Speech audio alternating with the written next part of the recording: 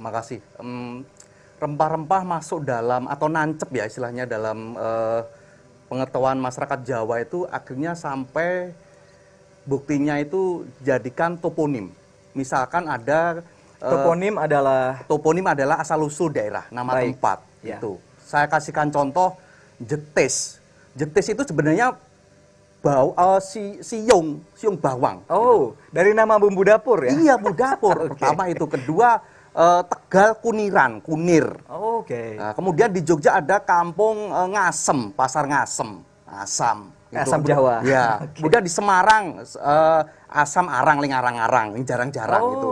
Jadi kedekatan masyarakat Jawa dengan bumbu rempah ini bukan hanya masuk dalam lingkaran kuliner, tapi sudah dalam realitas kesehariannya sampai jadikan nama kampung tadi. Gitu. Pertama itu, kedua rempah-rempah sebagai harta karun juga diselamatkan dengan judul jenis masakan. Misalkan saya kemarin ambil dalam koleksi saya layang panuntun bab olah-olah kanggo para wanita. Ini ditulis 1936.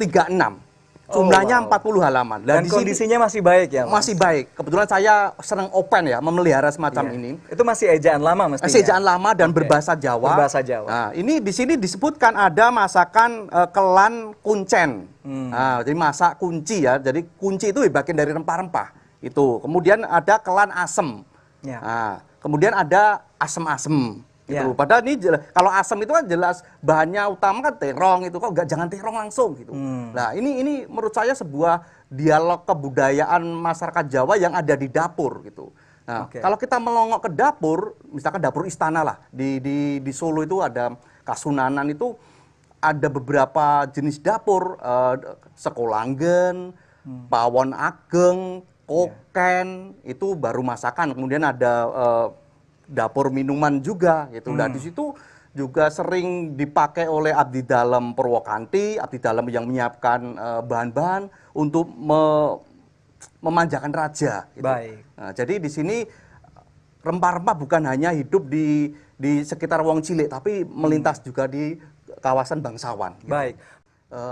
Kita tidak bisa melepaskan dalam konteks interaksi budaya, misalkan dengan adanya kebudayaan Eropa yang datang juga ke Jawa, mereka berkontribusi karena apa? Mereka mempunyai budaya gaya hidup makan ya, gitu. Makan yang sangat kuat dan rempah-rempah mereka gunakan paling gampang. Misalkan kita ke Tangmangu itu di daerah villa-villa mereka pada periode kolonial mereka juga main ke sana dan itu mereka akhirnya masak sop gitu. Dan masyarakat di sana menyediakan itu. Dan jamuan makan ini menjadi kesempatan istimewa sejatinya ya untuk mengenal daerah setempat begitu. Sekaligus juga sebagai pamer status sosial. Semakin makanannya beragam, semakin komplit, mewah, semakin elaborate, menentukan strata sosial seseorang. Oke. Gitu.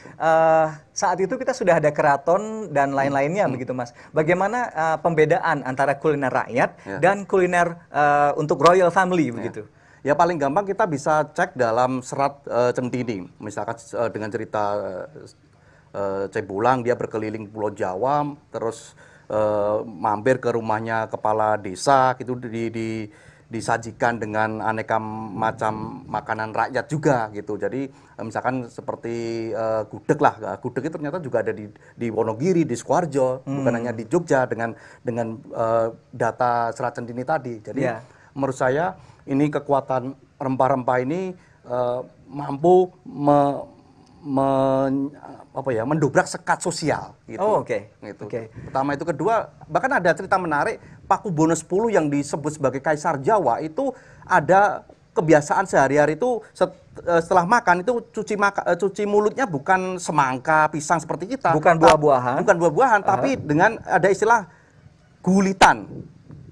Gilutan itu adalah jahe yang diiris-iris, ada kencurnya, ada asemnya untuk ya dimakan gitu. Itu benar-benar dari rempah langsung. Itu jadi tidak pun direbus atau apa gitu untuk langsung diiris-iris kecil-kecil gitu. Jadi minuman segar bukan ya, memang langsung rempahnya. Langsung pada diolesi di bibir kayak apa gitu. Saya baru tahu rempah bisa di dessert ya, tapi rempah murni yang belum diolah. Baik, kita harus jeda dulu. Saudara tetap bersama kami di Ranah Publik. Perbincangan segera berlanjut sesaat lagi.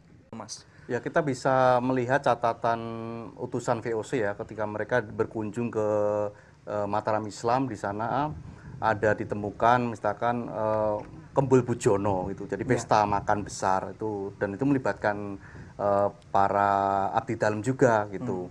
Nah, ini kita bisa merentangkan waktu bahwa gastronomi ini cukup hidup di wilayah keraton. Bahkan tadi yang saya sebutkan, keraton itu menyiapkan pawon khusus untuk tamu-tamu asing gitu. Bahkan dalam catatan dapur kolonial, khusus lah ya. Itu koki orang Eropa ada di keraton. Karena apa? Karena ya memang ingin memanjakan tamu-tamu asing gitu. Karena bagaimanapun misi politik itu akan lancar, akan mulus, lobby-lobbynya lewat melalui pendekatan kuliner. Kuliner pasti di meja makan gitu. Nah. Baik. Kalau kita tarik benang merahnya dari zaman dulu sampai zaman sekarang, Mas Heri, apa yang menjadi relevansi utama dari rempah-rempah kita, kuliner kita zaman dulu, yang kemudian menginspirasi kuliner saat ini, Mas? Sebenarnya ada harta karun yang paling besar adalah, kalau saya menyebut itu pengetahuannya, pengetahuan menanam, pengetahuan merawat. Jadi bukan rempah-rempahnya, karena itu, tapi malah budidayanya. Kalau itu hancur, pengetahuan hancur, tidak kita dongengkan seperti ini, anak turun kita generasi mendatang nggak akan tahu. Justru atau mungkin rempah yang impor, takutnya kan gitu. Atau mungkin rempah yang tidak populer bisa punah karena tidak dibudidaya. Iya, gitu. Jadi dan pemahaman masyarakat Jawa saat itu dengan rempah-rempah itu sedulur sinorowedi, seperti sahabat lah gitu. Nganggo ya sak cukupe aja gitu. Kalau orang-orang Eropa yang dulu dengan spirit jalur rempah itu kan ulaan gitu, memborong sebanyak-banyaknya. Kalau kita ya nggak sama dia wae kan gitu. Nah. Tapi sudah ada Anda melihat upaya pelestarian rempah-rempah kita saat ini, Mas. Utamanya yang sangat khas dengan satu daerah dan mulai jarang ditemukan begitu. Padahal mungkin manfaatnya dan secara taste begitu luar biasa. Ada ya, dalam beberapa liputan di majalah Trubus, saya kebetulan ngikuti itu beberapa wilayah terutama di daerah pegunungan itu banyak menanam itu. Gitu. Nah, ini menurut saya sebuah upaya untuk pelestarian dan juga menyelamatkan kuliner di meja makan gitu. Karena kalau kita melongok dapur itu pengetahuannya sangat banyak sekali, terutama dalam pengetahuan penggunaan rempah tadi. Gitu. Baik, berarti cagar budaya kita tak hanya candi-candi seperti Banyu Nibo di belakang kita, Mas, tapi juga rempah-rempah ya. Kalau saya sebagai pengajar sejarah pernah beberapa kali itu ngajak teman-teman belusukan ke dapur keraton gitu. Kalau Mas sendiri suka sering makan dari warung ke warung kan, Mas? Saya sering. Itu pengalaman paling otentik kalau saya pikir untuk tahu masakan rakyat. Bener. Jadi saya punya hobi keplak ilat ya. Jadi sering jajan hobi apa itu? Mohon diulangi, Mas? Keplak ilat, keplak membanting lidah. Oke, membanting lidah. Nanti saya coba banting.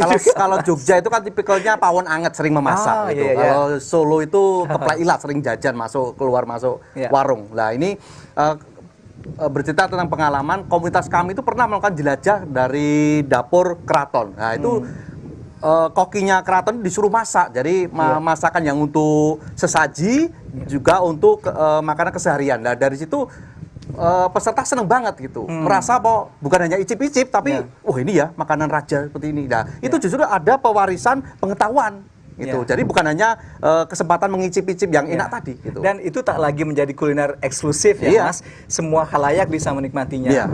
Oke. Apa yang bisa dilakukan sekarang, Mas, untuk memastikan generasi muda perlahan tapi pasti kembali mengapresiasi kuliner asli kita, kuliner original dengan rempah-rempah Indonesia? Ya, paling tidak kita jangan sampai terjebak nonton TV lomba koki itu hari itu. Karena itu tapi tidak praktek. Ibu-ibu sering, bahkan ibu saya tuh nonton terus gitu, tapi nggak praktek. Atau yang bikin acara asing itu masaknya juga harus masakan Indonesia agar menginspirasi juga kan. Bener gitu, nggak kayak gitu loh, tapi juga nggak praktek kan itu persoalannya itu.